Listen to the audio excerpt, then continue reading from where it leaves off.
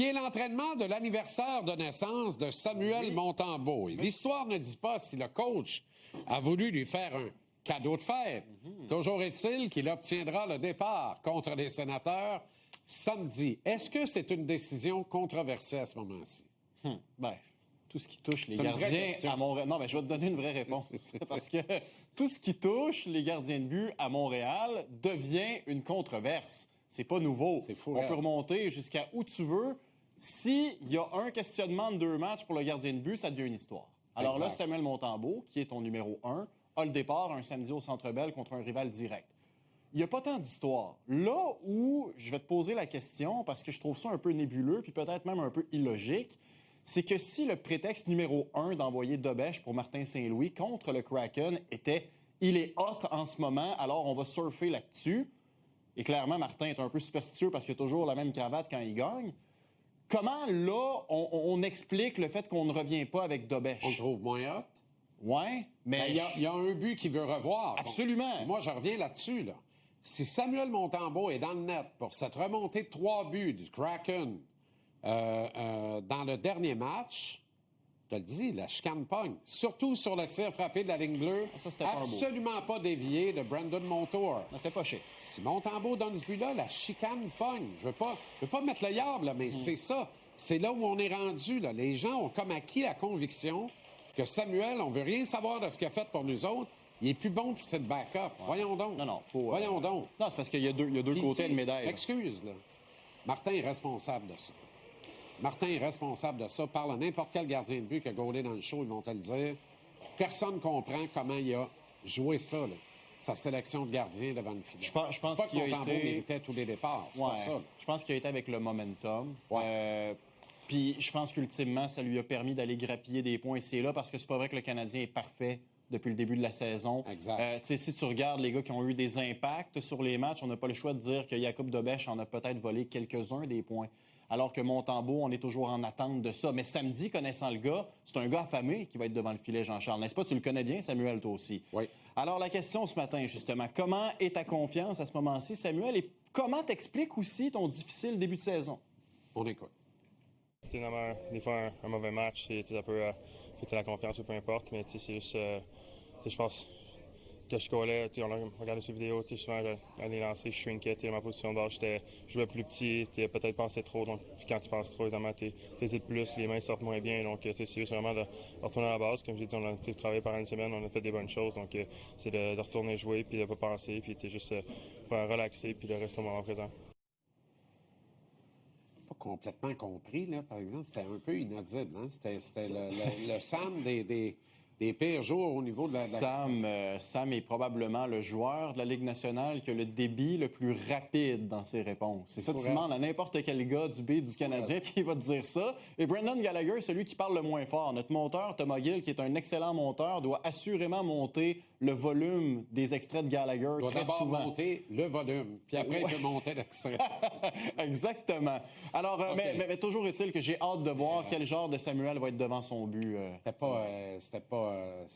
Ça vient de pas me réconforter, ça. Ben, tu sais, quand lui-même parle de confiance affectée, tu sais, il reste du temps, match, il reste 48 heures, là. Moi, je dirais au kid, aère-toi, vide-toi l'esprit, là. Vide-toi la tête, puis vide-toi le cœur. Ouais. Trouve quelqu'un pour te vider le cœur. Vide-toi la tête. Oublie tout ce qui s'est passé. Ouais. Ça ne veut plus rien dire. Surtout, ne va pas sur les réseaux sociaux. Ah non, c'est dégueulasse. Concentre-toi sur ton travail, ta job. Ben oui. Quand tu entres dans le filet samedi soir, tu entres là pour t'amuser, mais avec l'esprit du guerrier que tu as au fond de toi, mais ton calme olympien puis le désir de t'amuser. Ouais. Puis goal, ça la pointe des pieds, pas ses talons, défie les lancers. Sois toi-même. T'es pas l'un des 3 gardiens retenus par le Canada par hasard. T'es pas le meneur de la Ligue nationale au chapitre des buts volés par hasard. T'es encore bon. Ton 3 millions est totalement légitime. Ouais. En traitement salarial à chaque saison. Ne laisse personne douter de ta qualité, Sam. Voilà la clé. Surtout pas 1% des gens qui ont le réseau social X et sur ce 1%-là... Plus fort que le 99. C'est ça, mais concentrons-nous sur le positif si on peut. Hein? OK. Il y en a du positif. Tout ceci n'est rien contre Jakub Dobèche. Ah, jamais. Que j'aime beaucoup. Ouais. Que j'avais regardé à Ohio State à l'époque. Et qui reviendra devant le filet, d'ailleurs, cette saison. voyons donc. Il n'y a pas d'histoire. Ah non, cette saison. L'histoire, tu Je veux sais, dire, 82 cette semaine. matchs. 82 matchs cette saison. Oui. 11 de jouer. Nick Suzuki, lui, Oui. il est reconnu à sa juste valeur. Non. Non. C'est le combat de sa vie. C'est le combat de sa vie, puis je trouve que c'est un combat qui est injuste pour Nick Suzuki. Tu sais, combien de fois on a entendu Nick Suzuki là, dans les dernières années, tu sais, un vrai premier centre. Combien de fois on a pu lire que c'était pas un bon contrat? Excusez-moi, là. Il y a un an, on disait, c'est pas un vrai premier centre. Hey! C'était tellement furieux. C'est honteux! Regarde-moi ces chiffres-là. 37 parties depuis le retour de la confrontation des 4 nations. Le meneur au niveau des pointeurs de la Ligue, Nick Suzuki. Le meneur au niveau du différentiel de la Ligue, même si on l'envoie en fin de match et qu'il y a parfois des buts contre dans un filet désert, Nick Suzuki. Mais le chiffre qui me parle le plus, parce que l'échantillon est quand même pas pire, 37 parties sur 82 matchs, ça donne quoi? 117 points. Je lui en ai prédit 101 cette saison. Et ça va se J'ai matérialiser. prédit une progression d'exactement comme l'an dernier de 12 points par rapport à la saison précédente. Écoute, et peut-être que tu devras même niveler par le haut s'il continue comme ça. Oui, mais il y a toujours Peut-être. des moments plus...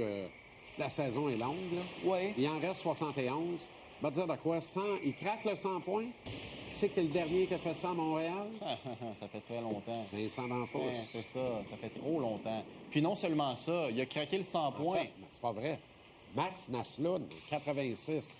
Mais celui qui a eu le plus de points depuis 86, Vincent D'Anfos, 92-93, avec 98. Fait que là, il est temps qu'on remette ça à jour. Oui, et non seulement il produit, mais il est efficace défensivement aussi. Alors, Ben, Martin Saint-Louis, sur ce qu'il Frank fait de Nick Jason, Suzuki, OK. Ah oui? un gars aussi dominant. OK. Tu sais, Nick, il a une intelligence très élevée. Il comprend que c'est pas toujours son tour à travailler sur la glace. Tu sais, des fois, c'est du travail mentalement.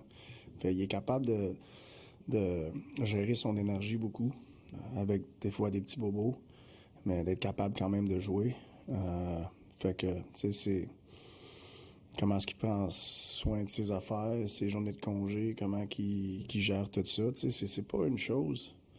Mais tu sais, moi, je pense que ça part beaucoup avec son intelligence. Mais tu sais, on parle de chiffres, là. Toujours pas raté un match dans la Ligue nationale, Non, Nick exact. Suzuki. Ça C'est l'homme aussi, de ça me fer fait du capoter. Canadien. Puis, je vais te dire une chose, là, c'est important ce que Martin vient de dire, parce qu'il y a beaucoup de vrai là-dedans.